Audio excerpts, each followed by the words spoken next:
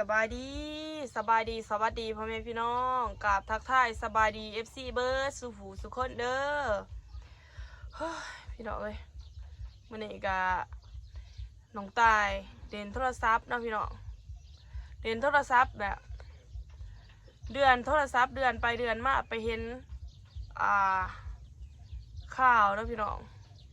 ไปเห็นข่าวดูว่าไปเห็นข่าวเอาลงเฟซเนาะก็เป็นหมู่แล้วก็เป็นคนหูจักเนาะพี่น้องได้คนเอาลงเฮ็ดให้น้องตายแบบรู้สึกแบบตกใจเนาะพี่น้องก็คือเรื่องแบบนี้บ่อยากให้มันเกิดขึ้นเด้อเนาะกับโลกเฮาพี่น้องสิเกิดอยู่ไสก็บ่อยากให้เกิดเนาะกับโลกหน่วยนี้เนาะเพราะว่าเกิดแผ่นดินไหวพี่น้องแผ่นดินไหวอยู่กทม.ประเทศไทยเนาะอยู่ซีมุมเมืองอยู่ตลาดนะพี่น้องตลาดไทยบ่อยู่ตลาดไทยนี่แหละเนาะ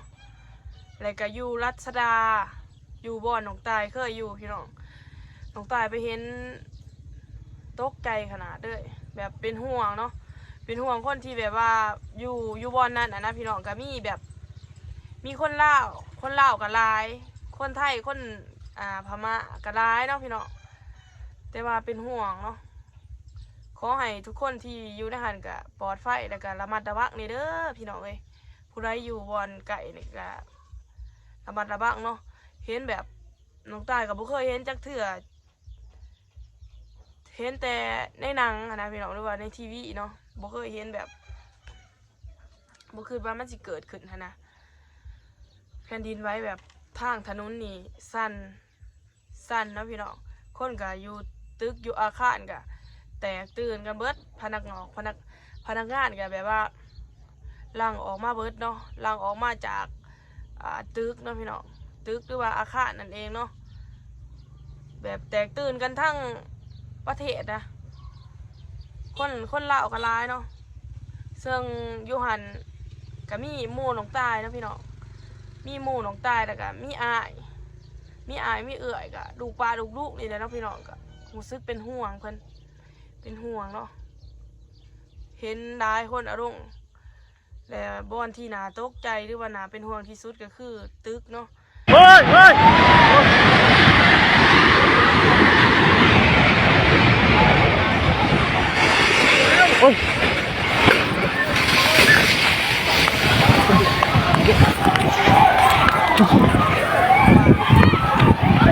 เกิดขึ้นไวขนาดเลยอยู่ในหันก็มีคนบ้านตัวเองได้แต่ก็ร้ายเนาะพี่น้องร้ายพอสมควรเพราะว่าคนดาวไปอยู่ไทยนี่ก็ร้ายแต่เขาอยู่แถวตลาดน้องก็มีน้องทรายนะพี่น้องน้องทรายดูละสาวเดี๋ยวว่าแดงสิโทรไปถามเพิ่นแต่ว่าตอนนี้ยังโทรบ่ได้บ่ฮู้ว่าเพิ่นเฮ็ดงานบ่ดูว่าจังไดเนาะโอ้ยพี่น้องเอ้ยหรือว่าโลกเฮาเนาะมันกำลังสิบอกว่าสิเกิดอีหยังขึ้นแน่เนาะพี่น้องหรือว่า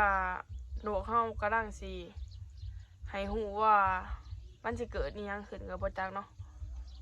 เพราะว่าปีนี้นะอยู่ฝั่งลาวก็ไผ่ไหม้เนาะพี่น้องไผ่ไหม้ร้ายเลยก็บ่อนบ่อนหนองตายเคยอยู่เนาะพี่น้องเพราะว่าบางหนองตายไปเฮ็ดงานนี่หนองตายก็อยู่รัชดาเนาะรัชดา13แดะตึกนั่นนะพี่น้องตึกที่ว่าจักว่าตึกจักว่าอาคารนี่ยังหนองตายก็บ่ฮู้แต่ว่ามันแบบมันใหญ่แล้วงามเนาะยามมื้อคืนหนองตายสิมักแนมสิมักออกไปแนมเพราะว่ามันสูงมันงามเนาะพี่น้องหรือว่าเป็นคอนโดเนาะน่าจะเป็นคอนโดตอนนี้ก็คือเห็นคนที่เขาเจ้าอยู่ตึกเดียวกันนะเนาะพี่น้องถ่ายลงแบบมันสั่นมันสั่นมันอันนั้นแบบโอ้โหพี่น้องเอ้ยคล้ายๆคือในหนังเนาะแต่ว่าเป็นเรื่องจริงพี่น้องสั่นจนแบบว่าน้ำนะน่าจะเป็นสระว่ายน้ำเนาะพี่น้องหรือว่าอ่างอาบน้ำเนาะว่าง่ายๆก็คืออ่างอาบน้ำ สั้นเลยอยู่รัชดาเนาะและอีกบอนหนึ่งก็คือตลาดไทยพี่น้องโอ้คนในหันสั้นเบิดเนาะสั้นหรือว่าแตกตื่นเบิดเด้อน้องตายไปเห็นคลิปที่ว่าตึกถล่มลงมาหันรู้สึกตกใจแหละเนาะเพราะว่าโบอยากให้มันเกิดเหตุการณ์แบบนี้ขึ้นเลยพี่น้องแต่ว่าโบหูเนาะพอหลังจากนี้สิเกิดอีหยังขึ้นอีกว่ามันสีเศร้าหรือบ่แผ่นดินไหวนี่สีเศร้าหรือว่ามันสีไหวตื่มกับประจักษ์น้องตายกับโบหูเนาะแต่ว่าน้องตายกับติดตามเมืองข้าวเขาจะว่าหลังจากนี้แห้งสีแห้งกว่าเก่ากะระมัดระวังในเด้อพี่น้องผู้ใดอยู่ไกลๆเนาะแผ่นดินไหวน้องตายกับบ่เคยเห็นจักเทื่อเนาะจนมาเห็นนี่แหละพี่น้องมาเห็นคลิปที่ว่าเพื่อน Facebook เอาลงเนาะรู้สึกแบบใจหายเลยใจหายขนาด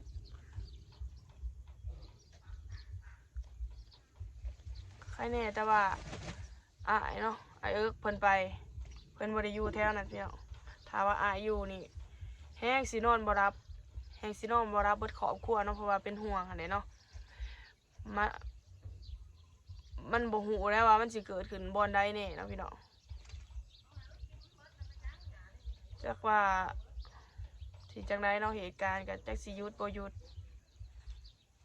ตอนนี้ก็เห็นผู้บาดเจ็บเนาะ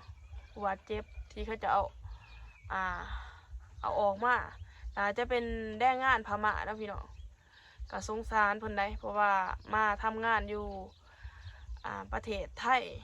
มาทำมาหากินเนาะพี่น้องแต่มาเจอเรื่องแบบนี้ก็คือแบบน่าสงสารมากๆเลยเนาะขอ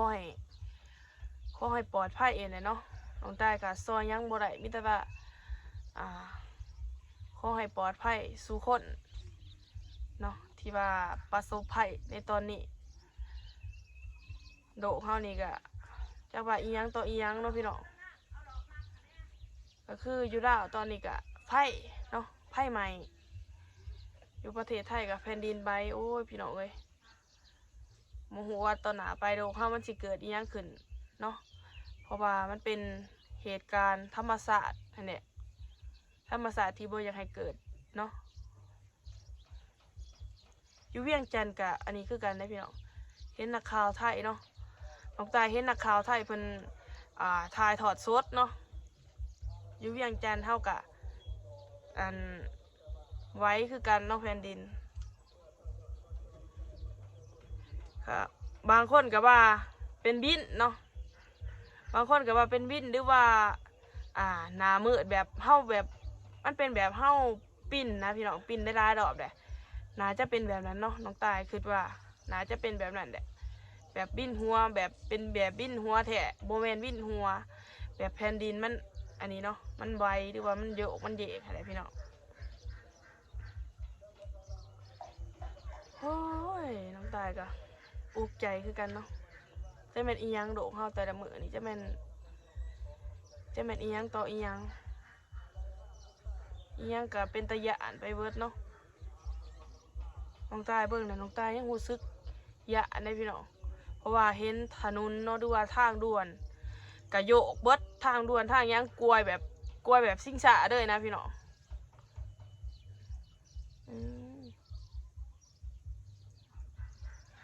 ใจหายด้วยเห็นแต่ในข่าวเห็นแต่ในโทรทัศน์นะแบบเขาแสดงหนังนะพี่น้องจนบามาเกิดขึ้นแบบนี้น้องตายเบิ่งโหนกระแสเลยพี่น้องเบิ่งโหนกระแสอยู่ดีๆเนาะจังหูเพราะว่าเบิ่งโหนกระแสแต่แบบว่าแผ่นดินนะพี่น้องหรือว่าหลอดพื้นหลอดไฟอีหยังมันแบบว่ามันสั่นเนาะมันสั่นแบบมันสีมาถล่มมาใส่นะโอ้ครั้งแรกในชีวิตที่เห็นแบบนี้บ่อยากเห็นเลยบ่อยากให้มันเกิดขึ้นกับหน่วยโดเขาเนาะ แต่ว่าก็ดีกเดียงบ่ได้เพราะว่ามันเป็นผ่าเพิ่นแต่งมาแหละเนาะหมู่โทรมาเนาะเห็นหมู่โทรมาแบบมันสั่นนะพี่น้องมันสั่นแบบมันตกใจเห็นไหมเนาะก็คือหมู่น้องตานี่แหละมันโทรมาว่าแผ่นดินไหวบอนมันเฮ็ดงานเนาะก็คือแบบเป็นห่วงหมู่เนาะพี่น้องเป็นห่วงหมู่แล้วก็อีต้นแบบบ่เคยเกิดขึ้นแบบนั้นนะเนาะมันก็แบบว่ามันก็ตกใจนี่แหละ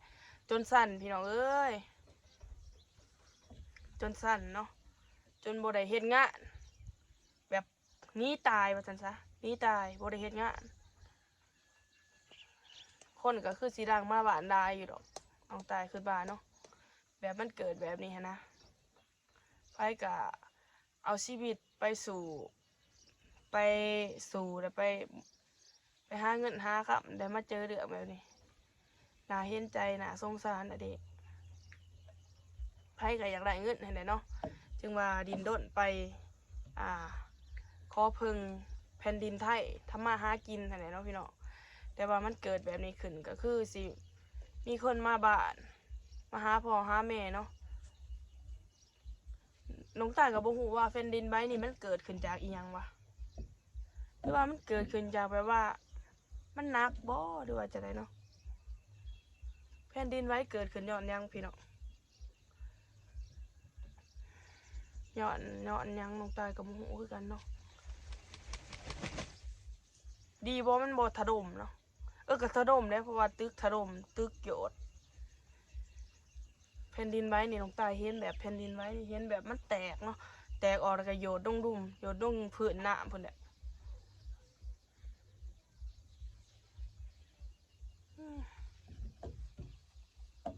เป็นห่วงเนาะพี่น้องเป็นห่วงหมู่เป็นห่วงอ้ายน้องอ้ายน้องนั่นแหละเป็นห่วงเบิดสุผู้ทุกคนเนาะบ่อยากให้เกิดเหตุการณ์แบบนี้ขึ้นกับไผเด้อเพราะว่ามันโหดร้ายเกินเนาะมันโหดร้ายมันน่ากลัวนะพี่น้อง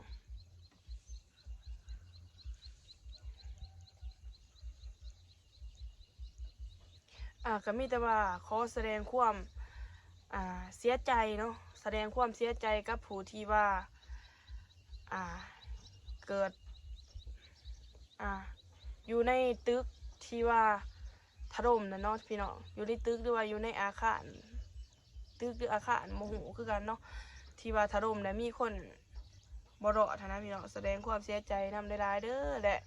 ขอแสดงความเป็นห่วงเป็นใยไปทางพี่น้องฟังไทยเฮาแด่ทุกคนบ่ว่าคนไทยหรือคนลาวและคนใดก็อย่างเนาะพี่น้องที่ว่าอยู่ในบ่อนเกิดเหตุนะเนาะอยู่ในบ่อนดินถล่มก็ขอให้ปลอดภัยเบิดสุขทุกคนเด้อขอให้เหตุการณ์นี้หยุดเนาะพี่น้องหยุดด้วยว่าขอให้กลับมาใส่ชีวิตปกติบ่อยากให้มันเกิดขึ้นเลยเนาะเดือดแบบนี้พี่น้องน้องตายก็สิออกมาซ้ำนี่แล้วเนาะก็ขอบใจขอบคุณที่เบิ่งคลิปจนจบเด้อเฮ้ยพี่น้องจักมาโดดเฮานี่เนาะจะว่าอีหยังตัวอีหยังมีแต่ว่าสู้ๆเด้อผู้ที่ประสบภัยเนาะพอกันใหม่คลิปหน้าสำหรับคลิปนี้ก็สิขอจบเพียงส่ำนี้ขอบใจขอบคุณที่เข้ามาเบิ่งบ๊ายบาย